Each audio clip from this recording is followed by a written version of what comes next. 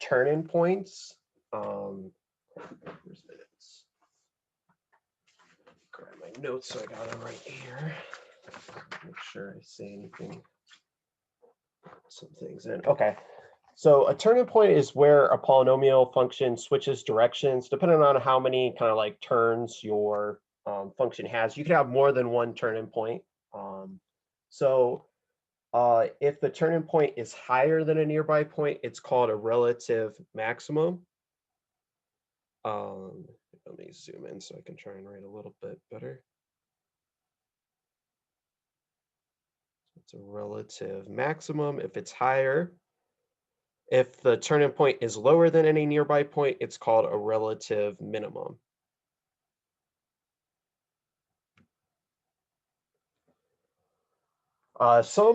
Some books or Delta, I don't know if which one, Delta Math, if we ever, you won't see any questions like these. Some books call it the local max or min or the local minimum. So if you see relative or local minimum, they mean the same thing, just in case you see that in something. So we call it like, so for example, like on this graph, this would be a relative, let me zoom in so I can write a little bit bigger. Like this point would be a relative max. This point here would be a relative minimum. If you kind of see, it's called a turn-in point because that's where like the graph switches direction, like it was going down, then it starts going up. But we call it a relative max because like that point isn't the maximum of the graph. Since the graph keeps going up, there's lots of points that are bigger than that point. Same thing with that relative min. It's not the minimum point on our graph because the graph goes down forever. But in terms of its like the general area, it's the lowest point, like in terms of most of your graph in the center at least. So that's why it's not like the actual maximum or minimum point. Maximum and minimal values are called turn-in points.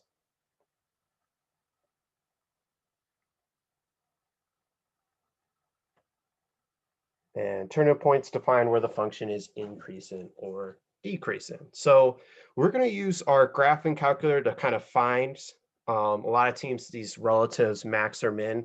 There's really no easy way to get the exact values of relative maxes or mins besides just plugging and chugging. So your graphing calculator is going to kind of let you figure that out without having to just kind of keep plugging in a bunch of numbers to kind of narrow it down. But it's not really an easy thing to find without using technology.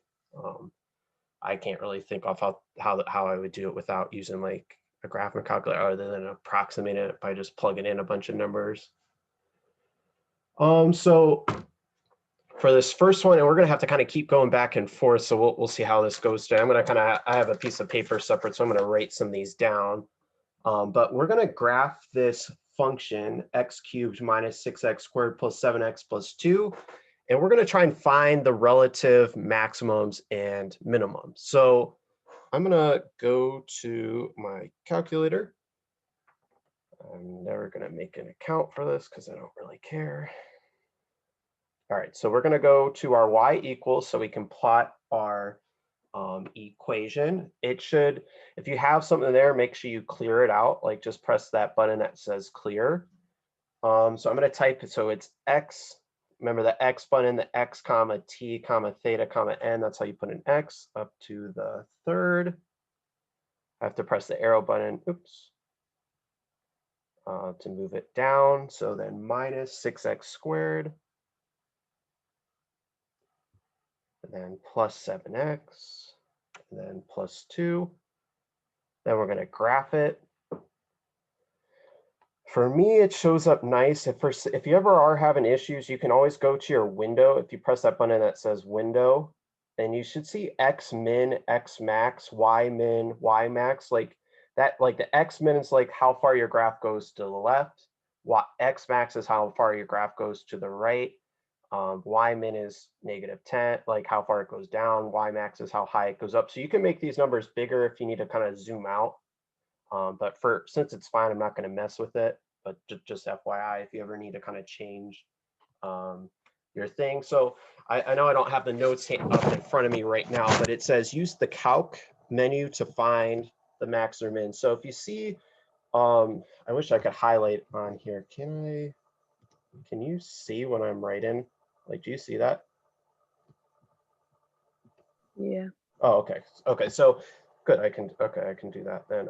If you press the second button and then the trace button, it's gonna go to this calculate menu. And we're interested in finding the max or minimum. As you can see, there's a lot of different things you can find. Like you can actually find zeros. Those would be like if you ever need to find x-intercepts, you could use that. But we're gonna find the minimum. So if you, first off, where's my cursor? So you might have to press these right or left buttons. If you look in the bottom left, that's where your point is right now. For me, it started off the screen. Like it's probably down here somewhere. So if you press the right arrow button a few times, you should eventually see this X. But if you look down here, this is where your cursor, like this X is. So you can kind of see where it is, hopefully, and see which direction you need to move it. But did I click? I can't remember. Did I click maximum or minimum?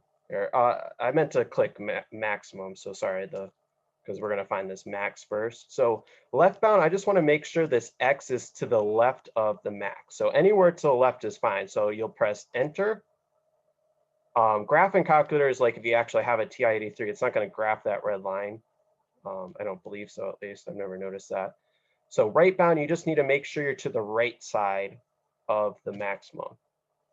You're going to press equals. If you're on an actual graphing calculator, it's going to ask you to guess, I think. You can just press enter one more time. But for this program, that's my maximum right there in the bottom left. Like that's my X value. So it's approximately, I don't think we can see that. like here, this is like here. Like, sorry, I know this is kind of janky, but like this is the maximum that pops up here. Like that's the X and Y value. So my maximum is about 0.7. I'm just going to round these to like 1 decimal place and then comma 4.3. So here, and I'm gonna go back to the notes. So my maximum is 0.7, 4.3. Let me read the chat, see what's going on. Yeah, also, we're gonna do a lot of these, so try not to. Hopefully it makes more sense. So that's our maximum. Let's do the minimum. It's going to be pretty much the same process. So once again, to get this, get back to what we want, we're going to press the second button and then the trace button because that'll do this calculate. So you do second, trace. It brings you to this menu. We're going to find our minimum this time. So I'm going to click either 3 or go down and press enter on minimum, press equals.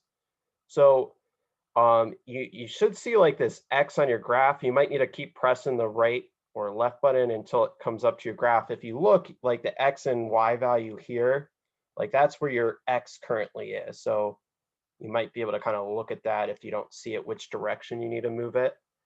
But we're trying to find this minimum value, like which is about here where my X is. So left bound, you just need to move your cursor to the left of your minimum and press equal. It doesn't matter where it is. Like you could be here, you could be here, you could be here.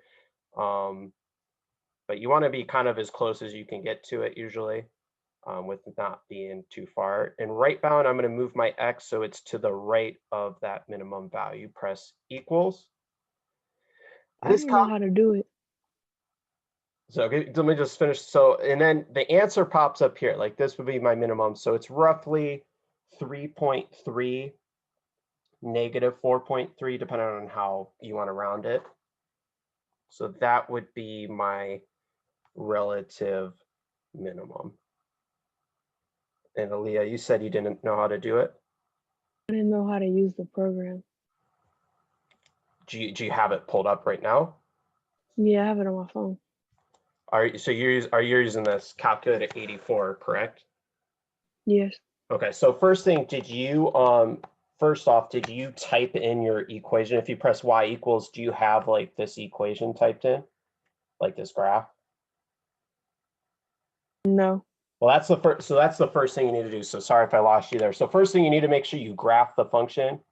So it's x up to the third power minus 6x squared plus 7x plus 2. If you don't know how to type in x, this button is how you put an x in your calculator. Let me check the chat too. I'm sure you're not the only one. So let me see. I'm going to answer some more questions.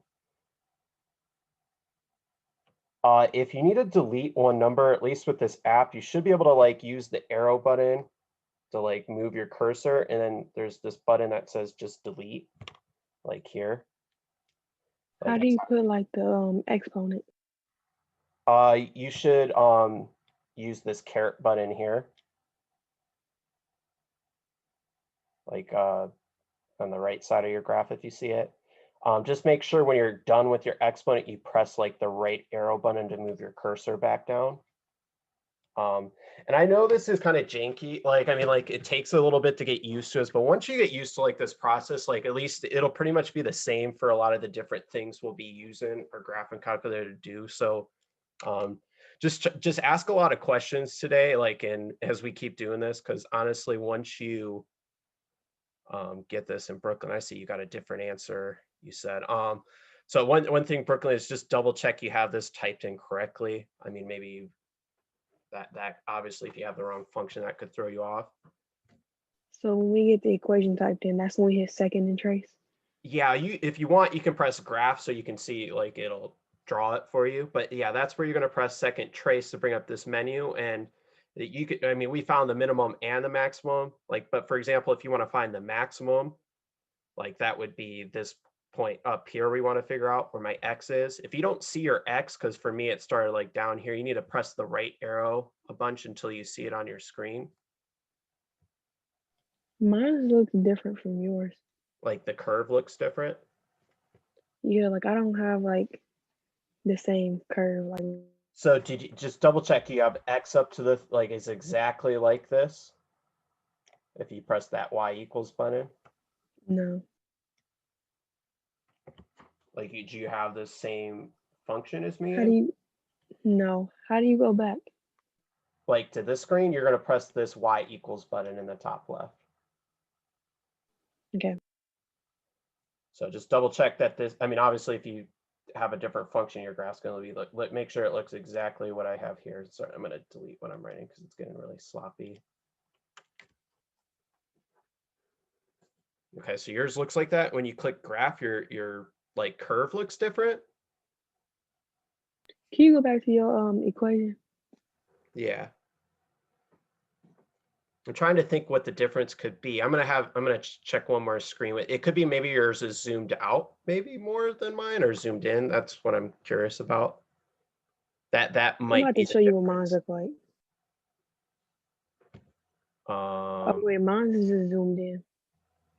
Because one thing you can check for me, if you press the button that says window on the top, like, are all these values the same as mine?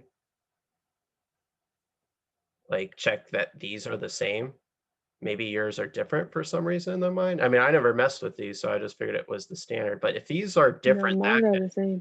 these are the same. It's the same for you. Mm-hmm. They are the same. I mean, one thing you can press this zoom button to zoom in or out, but you really don't want to mess with that. Oh, I guess you can. Oh, you can pinch it too, like with your fingers. I guess that obviously you can't do that on a real graphic calculator, but maybe you did. I don't know if you did that on accident. Did you like? But you can like pinch it to zoom in or out. Like It just probably look like that because I'm on my phone. that could be it too. Because yeah, I'm on my iPad, so it has like a bigger space. It might be a little jankier on the phone. We'll see how this is. I mean, if this is like, I mean, I'm just kind of messing with this. Obviously, I usually don't use like a thing on your phone. If it's a complete, like if it's really that sloppy, I might just wait until we're back in person so we all have the same graphing calculators. But I still want to kind of show you what I can with this stuff, just because like the more you get used to this interface, it's just going to make your life easier if you're doing more with graphing calculators. But to kind of go back, I mean, even if your curve looks slightly different than mine, hopefully it's like at least the same kind of shape. If not, I'm not sure. Maybe you did type in something wrong that we're not seeing. But if you do It's the second same thing. trace, like if you want to find the maximum value, you just press either the 4 button or just highlight it. But the maximum here, you might, like I said, you might need to like use the left or right button until you can see your X. But on the bottom left, it's telling you where your X is currently. So like if you notice your X is like a big negative, like negative, move it to the right until you see it gets closer to like 0. And just keep pressing. You might have to press it a few times before you can start seeing this X. But like your graph's going to ask, your graphing calculator is going to ask you a question. It's going to say left bound. So since we clicked maximum, I want to make sure it's to the left of my maximum value. Right bound, I'm going to go to the right of my maximum value, press equals. And some calculators, you have to press equals one more time. But for like this app, at least it just gives it to you. But the answer is in the bottom left where it says max, like for example. And you would do the same thing to try and find a minimum. So any other question? I mean, I'm going to go back to the notes for a second here, but any other questions so far about finding the relative max or min? It is a little bit strange, but like, I mean, once you understand like what it's asking you to do with your calculator, I mean, it's going to be like a lot of the other things we try and find in the class too, like it'll be kind of the same thing. You move your cursor to the left of what you want to find, to the right of what you find, and just press equals. So like once we start kind of getting used to it, like a lot of the things we'll do will be pretty much the same. Increase in intervals and decrease in intervals isn't really something you need. Like you're going to kind of use your calculator, like the picture of it, but you don't necessarily need to find, like you're not going to put anything in your calculator like function wise. So I'm going to kind of write what we found. So we found that this point was 0.7. It's hard to write with this, 4.3 about. And this point here, like our minimum was roughly 3.3, negative 4.3. So the next thing on our notes, it's going to ask us to find increase in intervals and decrease in intervals. So with these, you're only looking at your X values. So if you look, like your graph is increasing from here to this maximum point. So from negative infinity to 0.7, your graph is increasing. So then from here to here, it's decreasing. So from 0.7, you're only looking at the X values. From 0.7 to 3.3, your graph is decreasing. And then from here to here, your graph is increasing. So from 3.3, I'm sorry, I cannot write with my mouse at all. But 3.3 to positive infinity, it's increasing. So I don't know if it makes, I wish I like was in class so I wouldn't have to like keep flipping back and forth. But if it makes any sense, your graph is like the intervals it's increasing from are negative infinity to 0.7. And we said 3.3 to infinity. And then it was decreasing from 0.7 to 3.3 here. I'm going to graph this in Desmos so maybe I can show you better. I don't know if it'll make much of a difference. You could also use Desmos, but the reason I'm kind of trying to emphasize these graphing calculators is because you'll be able to use your graphing calculator like on the ACT and a lot of college classes. You'll be able to use your graphing calculator like on tests and stuff, depending on your professor. So the better you are with your graphing calculator, it can sometimes make your life a little bit easier. Mr. Swope, Yeah. when do we take the ACT? You're a junior, right? Yeah. Okay, all juniors take it sometime in February. I don't know if they know the exact date or not, and I don't know exactly with coronavirus how it's going to end up looking, but you should be taking it sometime in February. Okay. If once I hear a date, I'll make sure I let you know, but I haven't heard anything yet. But so if it helps you get like, just so it's a little bit of a better picture, but so what I mean for those increase in, decrease in, do you see how like your graph is increasing from like negative infinity to here? We're only looking at like in terms of X or Y. So like from negative infinity to this 0.7, it's increasing. So it's increasing from negative infinity to about that 0.7-ish. And then from 0.7 to 3.3, your graph is decreasing. So it's decreasing from, and then from 3.3, your graph turns again and it's moving, it's increasing from there. So like the rest. This is how mine look on my phone. Like this? Yeah. That you're using that Calculate 84 app though? Yeah. That's how my Oh, okay. Maybe it's, was it zoomed out a little bit more than mine? Because I mean, it's the same shape. Like, do you see a lot more like boxes like this? nah. Huh. They I like the really don't know larger what one. the, maybe because you guys are on your phone and I'm like on an iPad, maybe it looks different. I really don't know. I don't have an iPhone too, like just try it. That could be the difference. And I am like recording these notes, but I know the notes today are like super kind of janky. I feel, I don't know, maybe, I don't know if Michaela's going to get much if she tries to watch these, but at least most people are here today. And just a heads up, I mean, for the people that have done their Delta Math, there's not going to be any questions like over this, because honestly, I didn't like what Delta Math had for this, but I do want us to like, this is something I think we should kind of work towards getting better with. So this is eating a lot more time. So I'm going to look at one more example. I'm not going to finish like, there's like 3 more on this page. I'm just going to do one more example of these graphs, just kind of pulling out this information just to kind of show you. And we'll work maybe more with this next, like towards the end of the week. I'll kind of think about how much this is worth. Let me double check the chat. Yeah, that would be helpful if you could. Mr. Stop. Yeah. You said I was missing. You said I had to give you number 10 now. Let's run for the test. On your test, I was you like forgot, you just like forgot to send me one of your picture, like one of your pages. I think it was problems 5 through 9. If you read, if I said in the email, if you check that email, I said what I was missing though. You just like Okay. forgot to send me one of your pages. It might be in your old email. I didn't like bother to check, so I might have it like in that first email you sent me, but I didn't know if you fixed anything, so I didn't want to like grade something that wasn't the correct thing to grade. All right, so we're gonna do one more example. Oh, and I'm gonna, so yeah, this will be a good thing to see. So I'm sorry today's a little bit janky. If anyone's like, what the hell's happening? It's it would be better if we were in person, so at least we'd all have the same graphing calculator and I could easily walk around and kind of like troubleshoot if there's things going wrong. But we're gonna graph this equation in our app or calculator if you have one. So I'm going to press that y equals button. I'm going to clear what I had, and I'm going to type that new function. So it's negative x up to the 3rd power.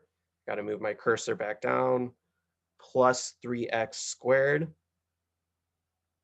And then I'm just going to press graph.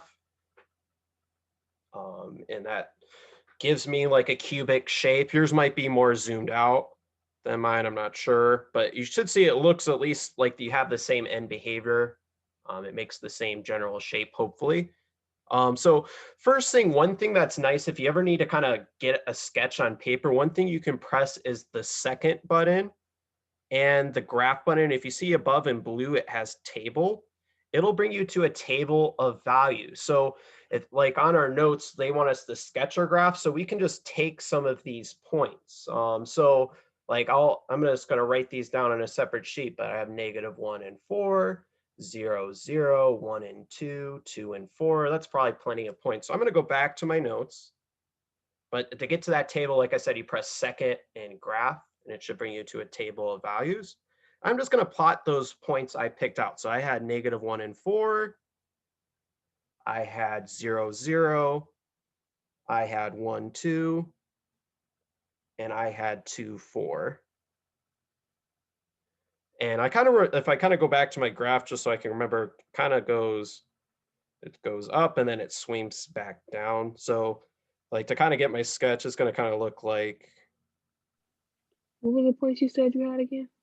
I had -1 and 4, 0, 0, 1 and 2, and 2 and 4.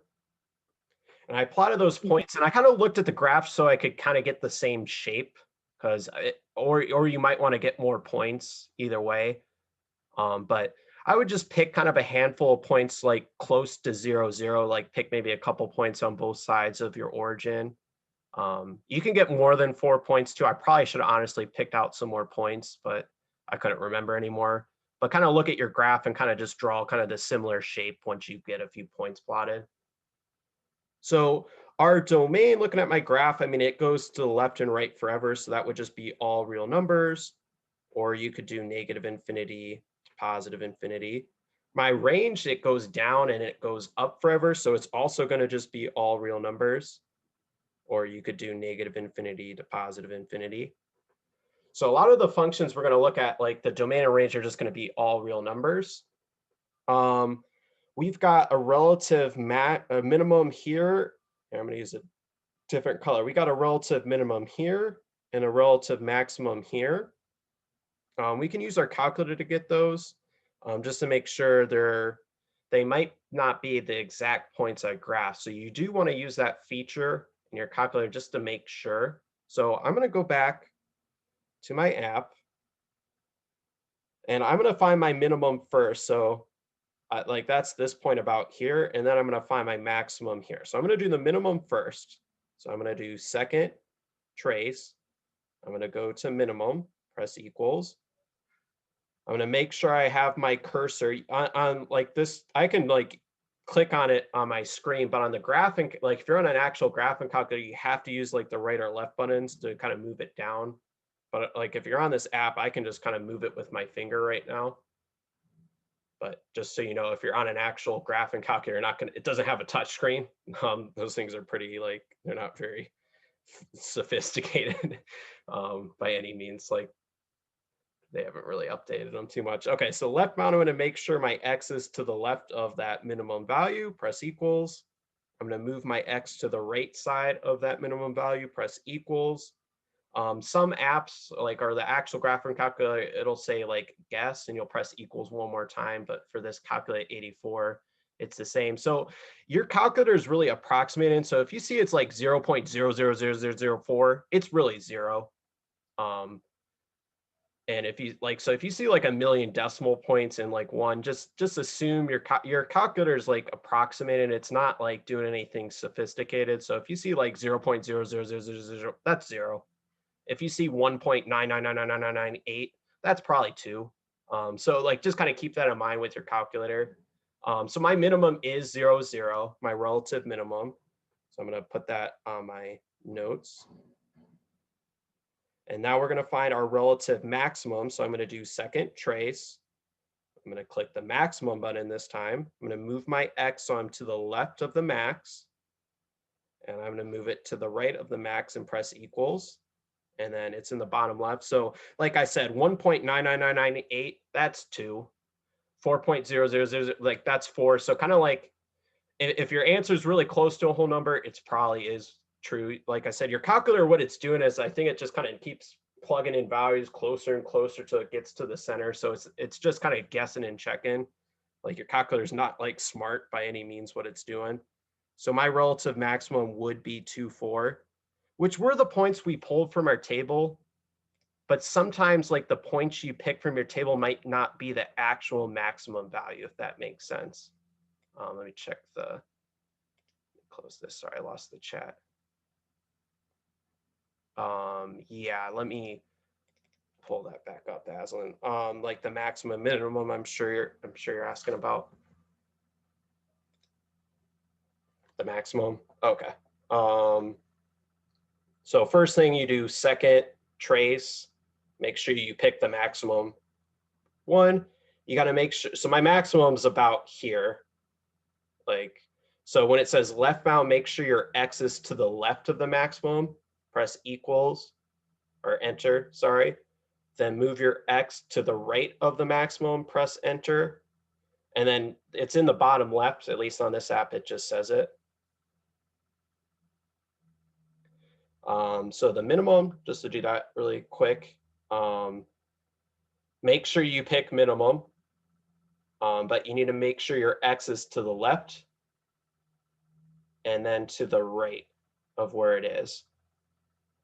One thing, Brooklyn, that could be throwing you off, I don't know how to explain, like I don't want to make it more complicated than it is, but when you do your minimum, like when it's to the left, like that's fine. But for example, to be to the right, you can't, one rule is you can't, like your calculator, you can't go past like another maximum or minimum. So like, I wouldn't want to do my cursor like here, for example. You need to make sure it's like close to it on the right side, if that makes sense. I don't know if that helps at all. So, but that's my relative max or min. The end behavior is, remember, this means is it goes to the right. My graph would go down, or you could put a negative infinity. I don't care if you use the word up or down. As your graph goes to the left, it goes up towards positive infinity. So you could say that it goes down or it goes up. Increase in intervals. So I'm going to write what we got. So this point is 0, 0. This point is 2, 4. So it decreases from, I always kind of go left to right. So from negative infinity to 0, it decreases. Like from here to here, it's decreasing. We're looking at the X values. From 0 to 2, it's increasing. And then from 2 onwards, it's decreasing.